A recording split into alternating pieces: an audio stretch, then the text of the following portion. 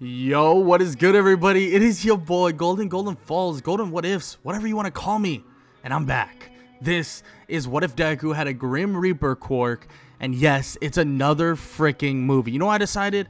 I decided that if y'all keep showing love like this and showing love to the videos, you know, watch them through, watch the whole video, all that stuff helps with the algorithm, helps with the video, helps with your boy. Just, hey, I'm gonna be honest, helps with the monetization. I'm gonna be honest. I'm 100 with you guys. It helps with monetization, helps with views, helps with viewership, all that good stuff. And if y'all keep showing love like this, we gonna keep doing the movies. And yes, it is hard. Yes, it does take a while. But for y'all, I'm gonna do it every single time. So this is What If Deku had a Grim Reaper quirk. If y'all show love to the video, blow it up. Make sure to show some love to the, you know, leave comments too, all that good stuff. Leave all of it. Then we'll continue doing stuff like this. This is Grim Reaper Quirk Deku. I mean, this is a throwback to way back in the day when I did Grim Reaper Deku. I might do it different, might do it the same, might do it similar, might do it kind of, you know, it might have its differences. Nonetheless, though, check the links in the description for the Spotify and the Discord. And with all that said, I want to get right into the what if, so let's get it. Izuku Midoriya is born, but this is where things ultimately are different. Izuku Midoriya is so different than almost every single child, every single person that would ever exist. Because at birth, unfortunately, Inko Midoriya would pass on to the next life. And immediately, in the orphanages and all this stuff, everybody would get a bad feeling about Izuku, a bad aura, not wanting to be around him, not wanting to be with him, not wanting to be, you know, his parent or anything like that. So he would go kind of foster home to foster home to foster home until one day the doctors would finally tell him what his quirk is. At the age of 4 years old, they would look at him, look at his quirk, and they would say he has nothing. He's quirkless. There is not a single thing there. Not a single thing. And the thing is, though, it seems that every person Izuku gets around, they are terrified of him. But there's nothing to him. There's no quirk. There's no powers. There's no nothing. At least that's what they can see. That's nothing. The nothing is literally something they can't see. They can't see his quirk. They can't see a quirk. They can't see a power. They can't see a strength. They can't see a weakness. They can't see anything. It's as if he's the absence of something. And Izuku Midoriya, well, let's just say, growing up, it's very difficult. He grows up and it's not a nice place. It's not a nice time. It's not a simple time either, because he's going foster home to foster home, trying to keep up with his education. And at that, he literally runs into people and they're terrified of him. No friends, no nothing. Izuku Midoriya just has to live life like a loner, like on his own. And he becomes very serious from this. Very dark from this. And Izuku just kind of goes about his life pretty standard in terms of just going to school, doing what he has to do, and so on and so forth. To the point where he eventually does get a foster home, but the foster home is so bad and tells him that they won't send him back. They won't say anything. So it's up to him. If he wants to live a life, you know, do this, do that, well, he has to work for it. He has to do this. He has to go make money. They're not going to feed him. They're not going to do anything for him. They're just going to take the paycheck and blah, blah, blah. And Izuku's like, whoa, like, what's the point of this? And this is a 11, 12-year-old having a conversation basically with himself, wondering, what's the point? What's the point of doing all this? What's the point of living through all this? What's the point of dealing with all this? So he thinks, you know what? My best course of action is to get the F out of here, is to get out of here. So what does he do? He leaves. The foster home that threatened, oh yeah, I'm not going to send you back unless, and the only way you can ever, you know, get a better life is you have to do it yourself. Well, Izuku, well, he kind of just says, you know what? F it. I'm going to do it. So he leaves. He takes off, and at 11, 12 years old, he's kind of doing his own thing. Now, he starts working a job, lying about his age, and still going to school and doing all of these things that would ultimately help Izuku in the long run. But let's just be completely honest and blunt about it. it's not easy for a child his age to do so. I mean, it's far from easy. Izuku struggles every single day, struggles day in and day out with everything he has to do, and all he has in his own mind is that he has to do something. He has to make money. He has to, live a life. And he doesn't know what he can do or what he should do, but he knows that he needs to get it done. And he continues all the way up until he's about 15 years old, struggling with classes, struggling living to live day to day. He has a little tiny place that he was able to somehow get a hold of through weird means of ID, ID fraud and stuff like that, horrible things that he had to do basically to survive. And he would be paying a lot of money for something that really isn't that good, but also he's working. He gets home from school, he works, and then he tries to get his homework done, get his stuff done, but he never can fully get it done. And this is when the teachers start really digging in on him in terms of how are you going to have a future if you don't do this or do that? What do you think's going to happen? You don't even have a quirk, blah blah blah. And Izuku, well, he doesn't even hear them, really. He doesn't listen to them because he knows what his life is like. He knows what he has to deal with, and he knows that he has to struggle. And just because he's struggling doesn't mean that he's going to just take a back seat and basically be like, you know what, I struggle so much, I'm just going to give up. No, that's not Izuku. Izuku's not going to give up, far from giving up. And he continues to push on, and eventually, well, he has thoughts that really nobody should ever have, thoughts that would make him question even if he wants to continue on doing what he's doing. But one day when he's walking the streets, one day when he's walking around looking at these heroes and stuff like that, well, he sees something. He sees someone, but he doesn't know what it is exactly. He doesn't exactly know what to even say about it. There's this person, a black cloaked figure, following another person and following that person to a rooftop. And he's walking and he's watching. And he follows them up. As he follows them up, he watches the black cloaked figure and also the person walk toward the edge of a building. Izuku, completely shocked, yells for the guy to stop. Don't do it. You don't have to do this. You don't. He said, Izuku tries to convince him, telling him, trust me, I know what a tough day is like. I know what it feels like to feel useless, feel like it's better if you just didn't exist. But this isn't it. This isn't your time. Don't do this. Izuku walks toward him and tries to tell him to stop. Please, just give it a chance. Take my hand. Don't jump. Don't take your life. In which the guy looks at Izuku and he debates, looking back and forth. The creature, though, that has a black cloak and a scythe on his back, looks toward Izuku and looks oddly at him as if he's interested, questioning, wondering. And Izuku stares at him, stares at the person, and wonders, why can I see that thing? And he asks the guy, does he see it? Does he see that? In which the guy asks, what are you even talking about? See what? Izuku helps the guy off the ledge, and then he looks back, and the thing is gone. Izuku sees that the creature, whatever it was, is gone. But Izuku, well, he would be helping the guy down, helping him away, and getting him back home as he would head back to his small abode, and he would walk in to see one thing. This creature and this person, or whatever it is, standing in front of him with a scythe and a black cloak. And Izuku staring at him, and he wonders, what is this? What is happening? What is going on? And how is this happening? Which Izuku, well, he wonders, what should he do?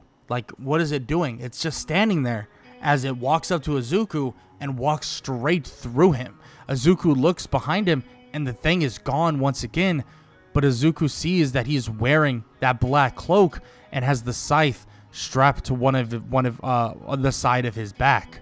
And he looks and he's like, what the hell is going on?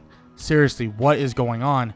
And he begins to feel this odd sensation that is telling him to move from where he's at. He leaves and he sees, well, these dark auras that actually cover or kind of somewhat covers certain people. Izuku wonders, what is this? What is happening? I mean, seriously, what is going on? In which Izuku realizes that this is his quirk. This is his power.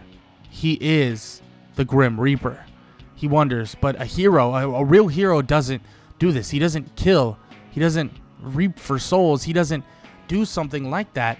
But he wonders, what should he do? I mean, seriously, what can he do? And he questions himself, wondering what is the best course of action for himself and also for just his life. And he thinks that being a traditional hero isn't what is in the cards for him. Being a traditional hero is far from it. And Izuku, well, he starts becoming a vigilante. His scythe, his black cloak, he would gather the strength to wield and also find people that are basically wrongdoers, finding people that have killed, that have done horrible things, and that have really disgraced, well, hero society, being villain or hero. And this is what makes him a vigilante in a way. He's far from a hero, and that's for sure, but he's looking for the bad guys, looking for the people that aren't so good. But eventually he runs into somebody, but he runs into somebody with a dark aura, and a dark aura that is telling him to reap his soul. But here's the thing, this person is a hero. At least that's what he's telling people, that he is well, technically a hero. And Izuku wonders, like, why is it telling him to do this? Why is it telling him to basically kill this person? And Izuku walks up to him and tells him that he knows his secret. He knows that he has done something. Izuku would grab the guy as he walks away, and he would place a hand on his head. As he does so, he sees exactly what this hero has done. He has taken money from the poor.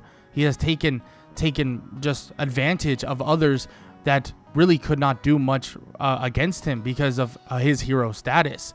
Izuku looks at him and tells him that he must pay. That he must pay for his wrongdoings. That he must pay for what he has done. Izuku would pull out his scythe, and he would basically place it right in front of him, and he would tell the person that he must pay. And as the guy's like questioning, he's like, let me do something. I can help. I can do this. I can be better. And Izuku would tell him that in his opinion, many people do not get better. And how will he know if he truly gets better? In which Izuku, well, he would figure out that he would be able to allow someone a second chance.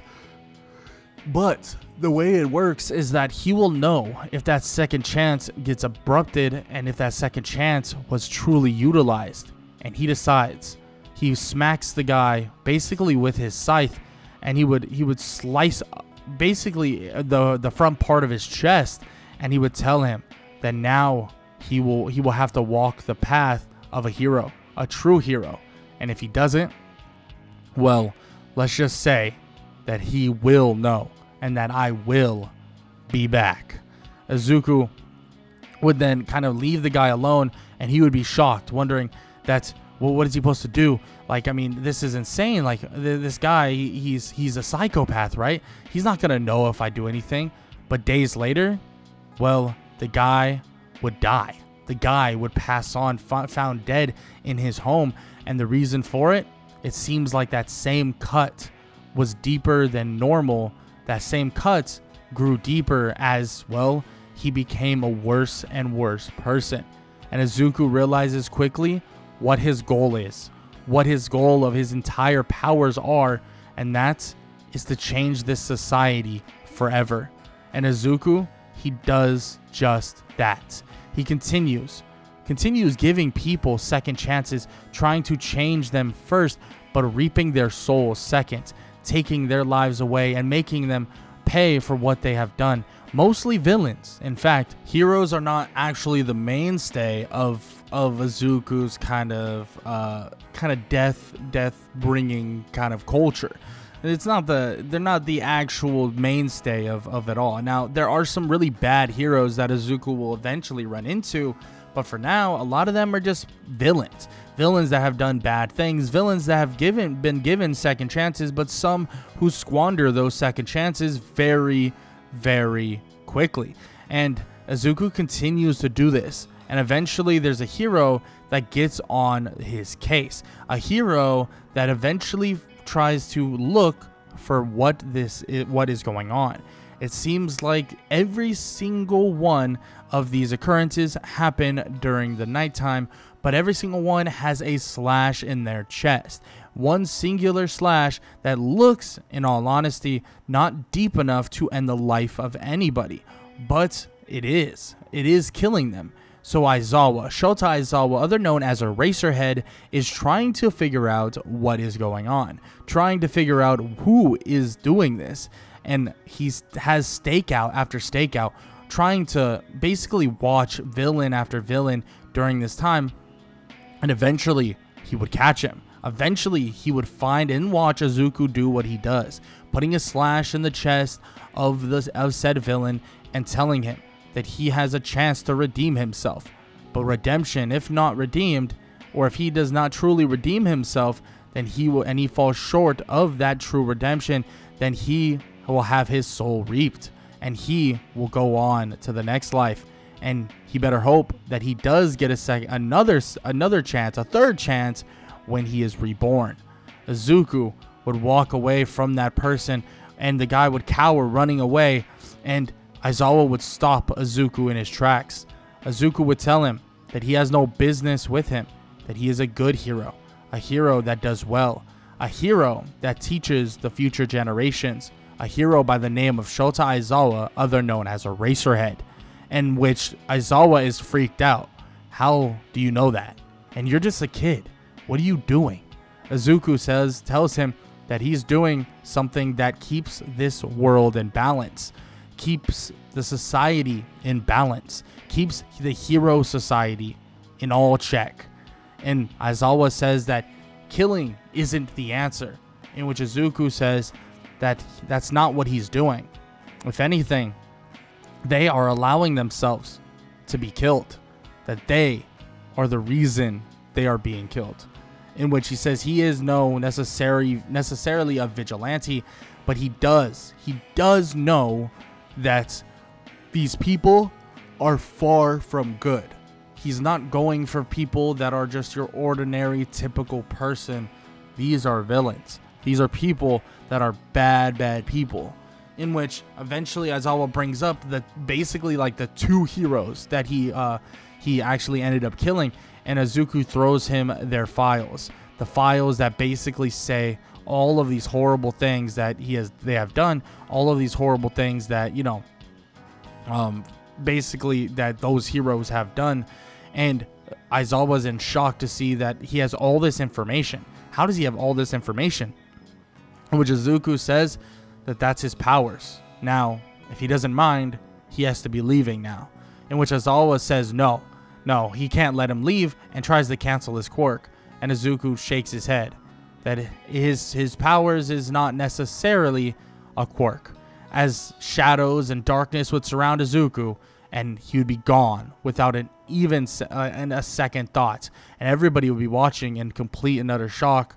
The people are even around at night, and also Aizawa and other heroes that are kind of closing in on the area, they're shocked to see that Izuku is nowhere to be seen, or this person they're labeling the Grim Reaper is nowhere to be seen in we're talking 200, 300 meter radius. He's gone. It's as if he never even existed in that place at that moment.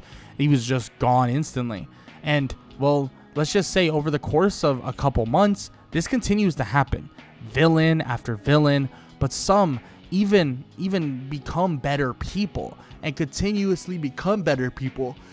And the media even picks up on the Grim Reaper and picks up on this idea. The idea that he's only killing those who won't take the second chance and won't actually become a better person. And it seems like this vigilante has a better scope of things than really some of the other vigilantes that they have dealt with, aka one they have dealt with known as the Hero Killer. And that is who Izuku Midoriya will be dealing with very, very soon, the Hero Killer. Because he begins, doing the same old, finding certain villains, heroes, trying to give them a chance to really reconcile with what they have done. But eventually he runs into the one and only, the Hero Killer, and he tells him that it's time for him to repent. It's time for him to really diagnose his decisions.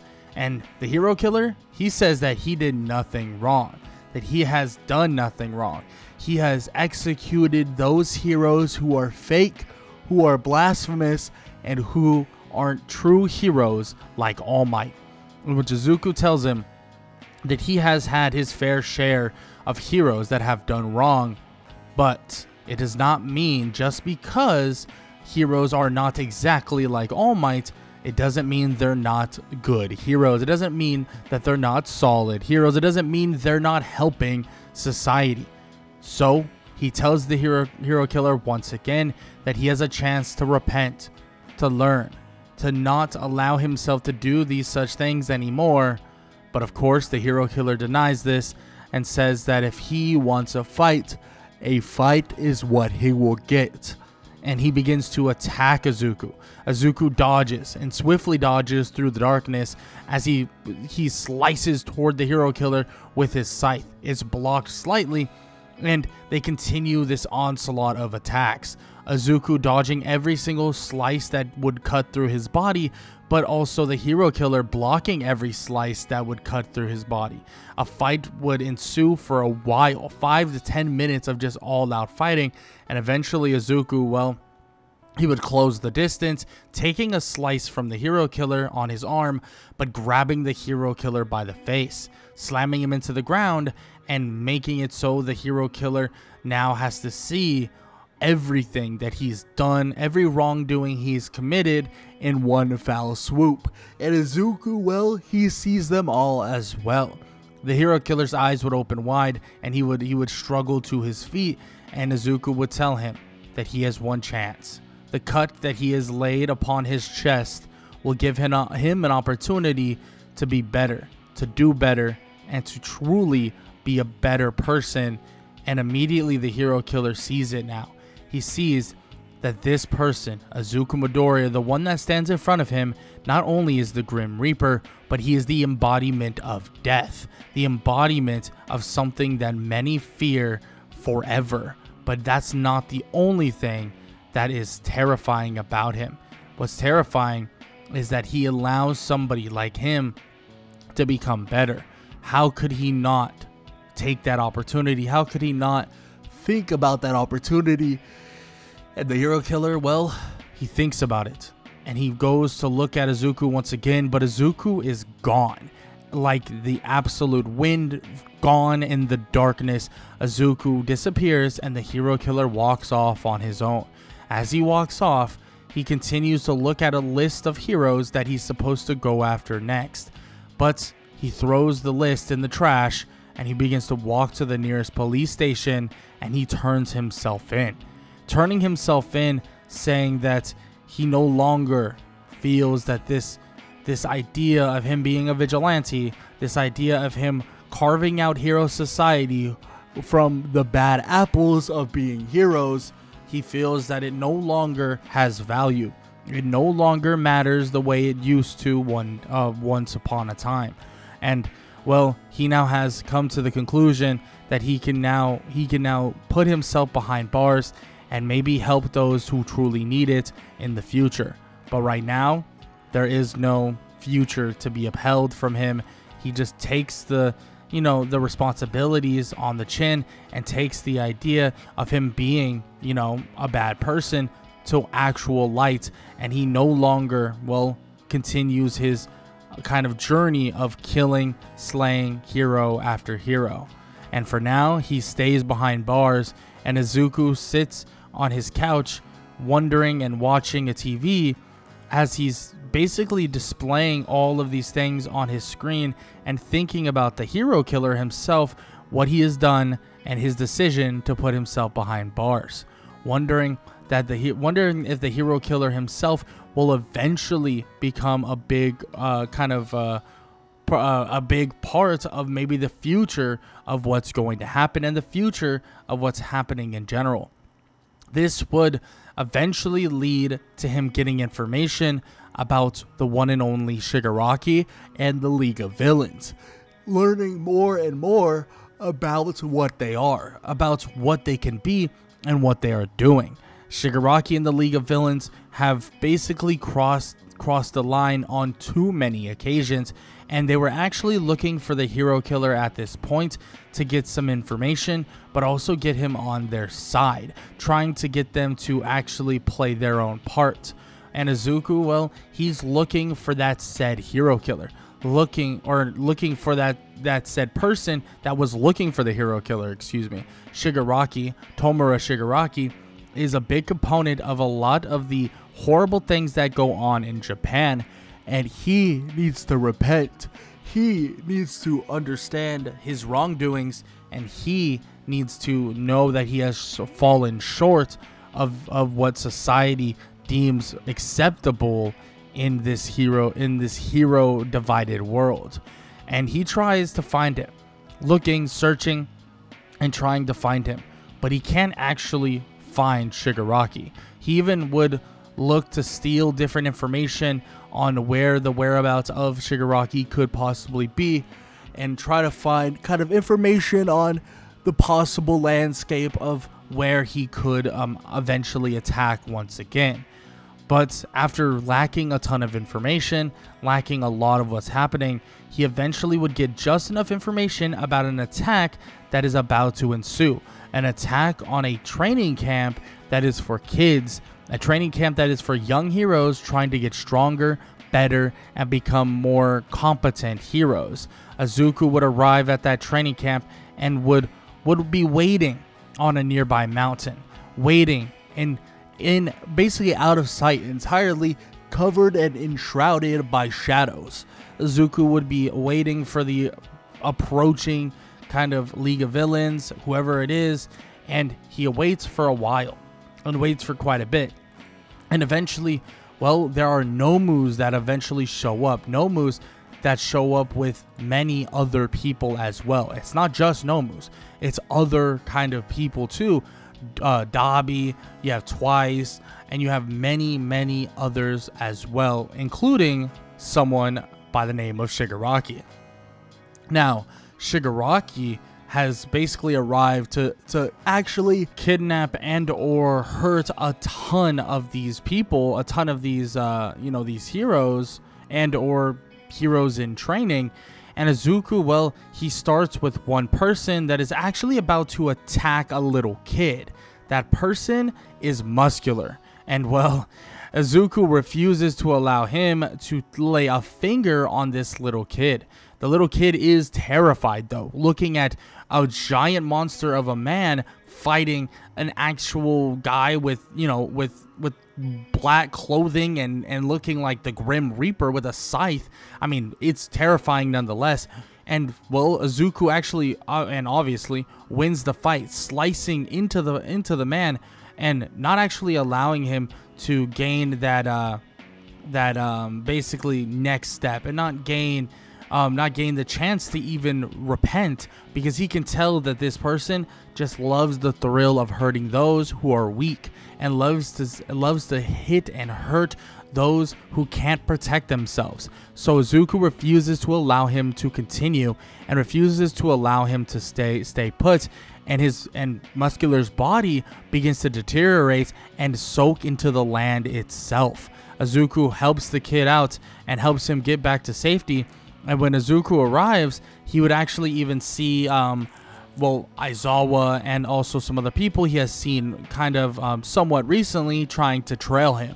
And Izuku, well, he would basically look at Aizawa and think that the guy has done some great things and continues to do very, very good things. And he tells him to keep these kids safe. and that he'll be taking the rest of them. He'll be taking the rest of these villains. And Aizawa says that they should go to prison, in which Izuku says that they will get that option. They have that option. They have that chance to let themselves in prison. And he tells them, what do you think happened to the hero killer? What do you think happened to him? In which Aizawa is like, no, he put himself in prison. In which Izuku nods his head, saying that yes, he put himself in prison, and he gave them a chance, gave all of them a chance, but there's no guarantee for anything. Izuku goes over and takes out all of the villains that are there, and actually even releases the Nomus from their actual kind of weird vegetative state, releases them to either back to life or releases them back basically to the afterlife. And Izuku helps them all out and clears out the entirety of the forest training camp and helps with defeating all of the League of Villains. This would be the start of something insane, because Izuku would have already done so freaking much to change society for the better, and has done so freaking much to try and help those who truly are in need. And Izuku's doing just that. He's helping all of them, helping every single person, and helping all of these heroes and other stuff like that, even if that's not necessarily their goal, or not necessarily his goal to actually help all these people. His whole goal is to make those who truly need or need to repent, and that's what they are going to do. And Izuku continues to do this, and he watches closely as Aizawa and the rest of the heroes in training continue on their journeys, and he continues to give those minor villains a second chance at really reaching to what they need to reach to, helping them massively, helping every person that he runs into try and get to be a better person. And that's what Izuku is trying to do for them, even if they believe that's not the case. And they always have a choice. He gives them a choice. Most people, most Grim Reapers or an actual Grim Reaper would never give them a choice, but Izuku does. I mean, I guess it's less of a choice and more of a, you have to do this one thing or else, but it is still a choice nonetheless. A choice between being a better person and the afterlife. And that is what Izuku is borderline giving them, or borderline giving the option for them.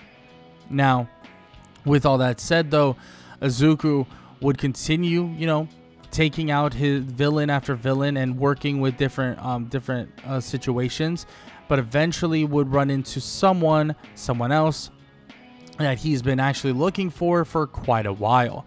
While sitting and brewing in the darkness, he would run across and find one person by the name of Overhaul.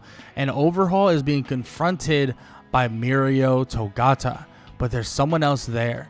Eri, a little girl that is just, trying to live a normal life and cannot do so because of the horrible things that basically Overhaul is doing, and basically is taking from her and taking everything from her in terms of being a normal child and living a normal childhood. And it's horrible that basically he does this and does these things, and horrible that she can never live a normal childhood. And Izuku, well, he thinks of her very similar to himself, knowing that he never had a normal childhood in the first place either. A childhood was too far-fetched for him, and a childhood was just not in the cards, especially with what he had to do to survive, what he had to do to make sure that he didn't croak over and die, what he had to do to make sure that nothing was gonna go wrong. And Izuku, as much as it hurts, he didn't have a family, he didn't have someone to lean on, and he had to deal with things the way he had to, and that's what occurred. He had to do these things, and he had to approach these things in a certain way so that he can continue living on and continue becoming better and better and better. And luckily, that's what happened. And now these powers did dawn upon him, and they made life a lot more inconvenient too, but at least it gave him a purpose. And he looks at Eri, the little girl that is so terrified, and sees that Mirio Togata was going to allow him to leave. But he can tell the reason why Mirio is doing so. He doesn't take it emotionally wrong or anything like that. He understands that this was a bad situation, a bad choice, and a bad time. And Izuku, well, he would appear nearby that alleyway as Overhaul would walk with Eri holding her hand. And well, let's just say Izuku would make it so that he feels like Eri's still holding his hand, walking with him all the way until he's basically in their base once again. But Eri's not there. A shadowy figure that is basically the same size as Eri was holding the hand of Overhaul, and the shadowy figure would poof into nothingness, and Overhaul would scream in anger, saying, "Where the hell did she go? There's no way. She couldn't have gotten far. This is bullshit. How did she get away? This can't be happening. Not again." In which he tries to look for her, but not even a glimpse. And Izuku, well, he's gone. He's carrying Eri away, and he brings her to a nearby hospital and leaves her there, and has a call to, and actually picks up the phone and calls Aizawa, telling him to come to this hospital, that a little girl needs his help, and a little girl needs her childhood back. Hangs up and leaves. And Izuku would watch from afar and listen in closely, and he would listen to Aizawa talk to Eri, talk to other people, and talk about what happened to her. Not with Eri, of course, but talk about what happened to her to other people and figure out what they should really do. And of course, Aizawa would bring up the fact that it was odd that Izuku brought up the idea of giving her a childhood. It's as if he may have not had a childhood himself, that he was lacking something as well. But Izuku, well, he took his chance on his powers, and he did this differently now. And he is just completely in a different mind state than anybody could have been. Eri could have been forced into a situation where she got ripped of a complete and utter childhood, very similar to Izuku. But now she doesn't have to.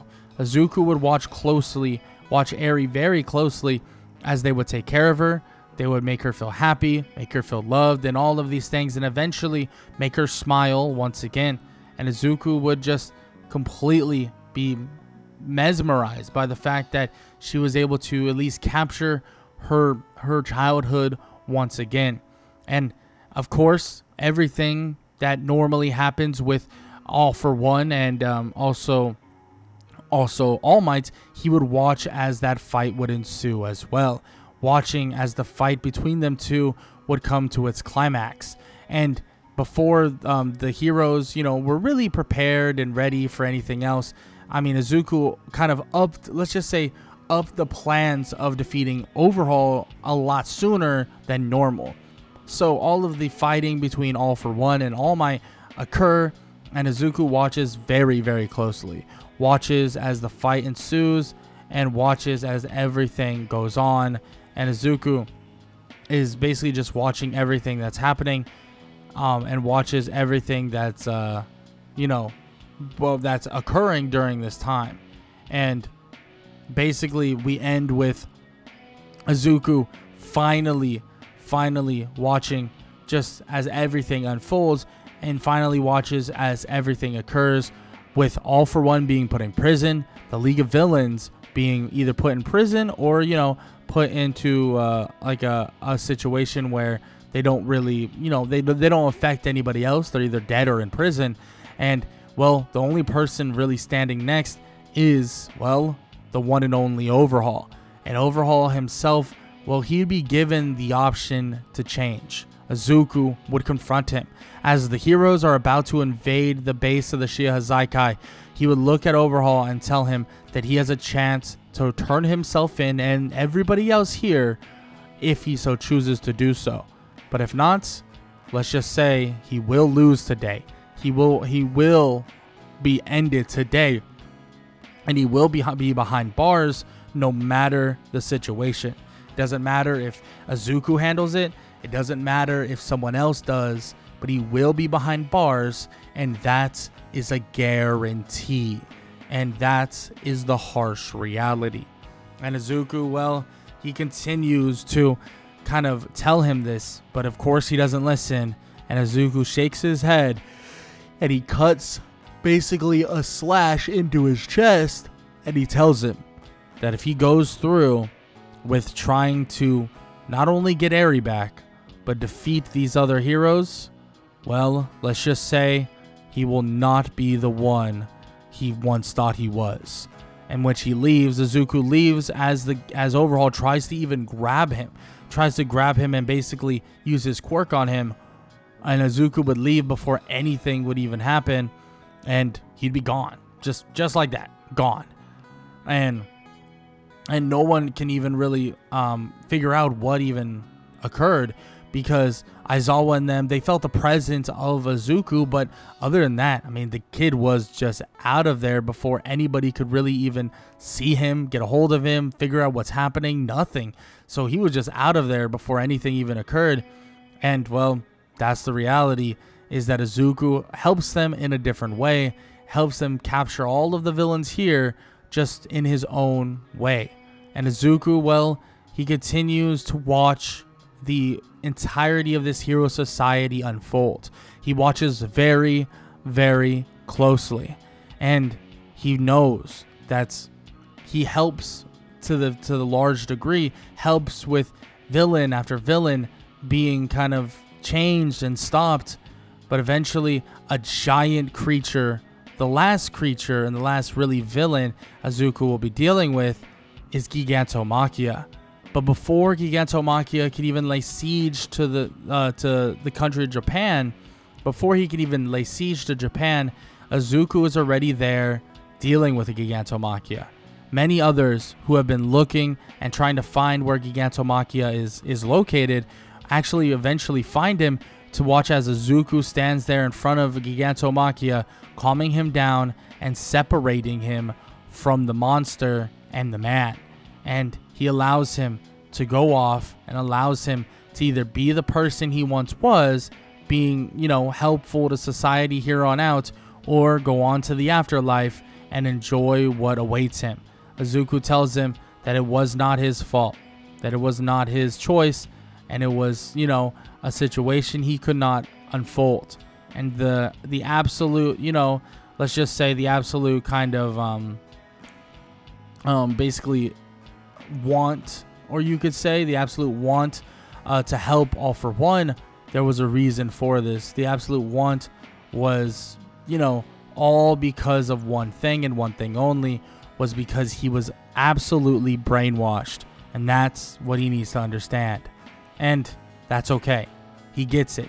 Every single time, nothing is cutthroat and cut dry. It's not good and bad. People get a chance and people make mistakes, but still those mistakes need to be paid for and or understood and figured out and changed. And Izuku helps Gigantomachia be a better person, especially with his transition into being a person once again. But for the other villains and the other people that continue to be horrible to society, well, that was basically their warning. Their warning is all the people that have either passed on or had to change to be better. And one hero that Izuku ends up walking up to and talking to as well is the one and only Endeavor. Endeavor would watch as Izuku in his black cloak and scythe would approach him, and Endeavor would tell him that he's tried to be better. He's heard about him. He has. But he is not the reason why he's trying to be better. He knows that he's done horrible things in the past, and he's done better for society, done better for his children, especially with the loss of All Might, or at least the lack of All Might, being that he is no longer your typical, hero anymore, being that he lost his powers. And Izuku, well, he tells Endeavor that he's seen it. He's seen all of it. That he has gotten better. He has done better. and that he continues to do better. He didn't show up on his front door for a reason. He, yes, was a bad person, 100%. But he knew that Endeavor would try to become better because he could see it. He could see it. He could tell that something was holding him back. Something was changing what he was and what he could be. And Izuku tells him that now he has become better. Now he will be better for it. And he basically tells Endeavor that in the future, he'll be watching him. That he better treat his family with respect and love, or he will be knocking on his door once again. Because this society has been cleansed, has been changed. And he didn't spend his entire and sacrifice his entire life to make this society better just for a top hero to ruin it. In which Endeavor says that he would never do such thing. He would never. And Endeavor would tell him that he should now rest. That he can now rest and put faith in these other people, faith in the other heroes, that hopefully he will not be needed ever again. That the Grim Reaper, the true Grim Reaper, will not be needed again. In which Izuku looks at him and says that he doesn't have time to rest. That he'll be watching. And even years from now, he still will be keeping tabs on what's happening. And even when he thinks he isn't, and even when he thinks that nothing is happening, and even when he thinks that maybe he's gone and I could go back to my old ways, just know that Izuku Midoriya, the Grim Reaper, is always watching. Izuku leaves and nothing is heard from him for years. But he has told many villains, many people that he has given a chance to repent and change, that he will always be keeping an eye on all of them. Keeping an eye on every last one of them until they become better people, and also more and just better people to society, and just more coherent to what they are truly doing. And Izuku Midoriya would be off, gone, and doing anything you could possibly imagine. Is he sitting in the darkness? Maybe. Maybe he's enjoying things that he lost in his childhood. Maybe. Or maybe he's just sitting, waiting, and hoping for the day that he gets the chance to live through life once again. Waiting for his life to go on to the next. But maybe he's just making the most of it, making the most of his story, and making the most of his life, or at least lack of life. And he knows and can feel that his life is slowly deteriorating from what the powers he holds is. And he would never want to grant the power that he has on anyone else, because he may have helped, he may have made people hope for better things, and he may have made things genuinely better, but he sacrificed his childhood, his life, and everything that ever existed for him in the past, and he doesn't know, even to himself, and he can't even answer the question if he would do it all over again. He doesn't know. Genuinely. He knows that doing it all over again would mean suffering once again, but he also knows that it means he would be a better person and he would be doing good for everyone else. But he still can't put the answer on the fact of him not knowing if he should do it all over again. But with that said, this is the end of What If Deku Had a Grim Reaper Quirk. And this was completely different than really anything we ever really do on this channel, at least recently. And I know it's a little shorter. We're closing in on 50 minutes as we speak, or a little bit close to that. But I know it's a little shorter than normal. I know normally it's like we're talking hour 15 to an hour and a half to maybe even 2 hours for a Deku What If. Obviously, this Deku What If was completely different because we didn't go through the normal storyline. And if we go through the normal storyline, quite a bit takes place But with this, it was far different. I wanted to take a different approach. I didn't want to make him, you know, the typical hero or anything like that. He is on his own, vigilante, going through the story that he creates on his own. But with that said, I hope you guys enjoyed the video. If you did, show some love. Leave a like, leave a sub, leave a comment down below, all that good stuff. Hope you guys enjoyed What If Deku Had a Grim Reaper Quirk, the movie. And I hope all y'all have an amazing day. Later.